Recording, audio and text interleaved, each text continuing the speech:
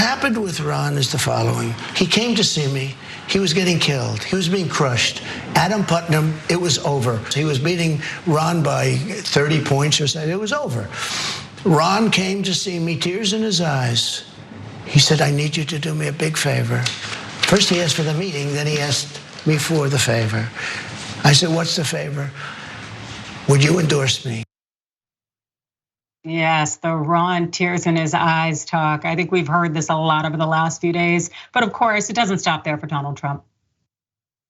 Florida did great long before DeSantis came along, got my coveted endorsement, which shot him up in the polls and then won the election, won the primary, then he won the election with my help. We did rallies for him, we did everything for him. I like people that are loyal. When you help somebody, you expect that there'll be a certain amount of dignity and loyalty. We didn't get that from Ron, but that's okay because we're gonna beat him and we're gonna beat him very badly. We're gonna win the presidency. We're gonna make America great again. It's rather comical how Trump loves to talk about loyalty, yet he is the most disloyal person I think I've ever encountered.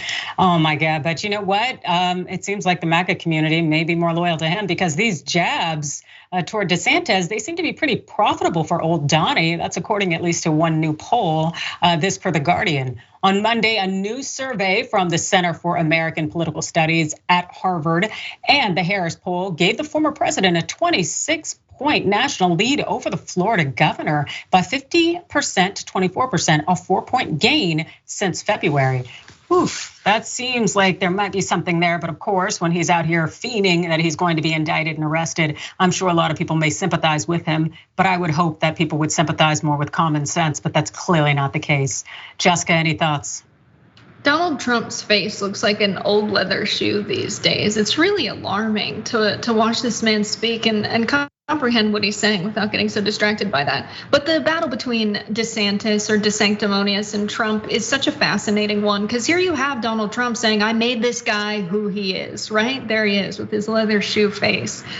He's taking credit for DeSantis's political career, but everybody that likes Donald Trump has some sympathy for Ron DeSantis. We see in the rallies when Donald Trump insults DeSantis, the crowd's pretty quiet. They're not cheering him on. And so it goes to show that when Trump is talking about loyalty to his political allies, that means unless it's inconvenient for my personal political career, where I grew up, that's not how loyalty works. Loyalty goes both ways. So it's just fascinating watching these two tear each other down to the detriment of their political movement. Oh, absolutely. And it's really uncomfortable because we know that so many members of the Republican Party are going to be in that awkward position when they ultimately go for DeSantis and they are now at the ire of Donald Trump. So let the mudslinging continue as long as it, to some extent, would hopefully splits the vote in some way. I'm down for it.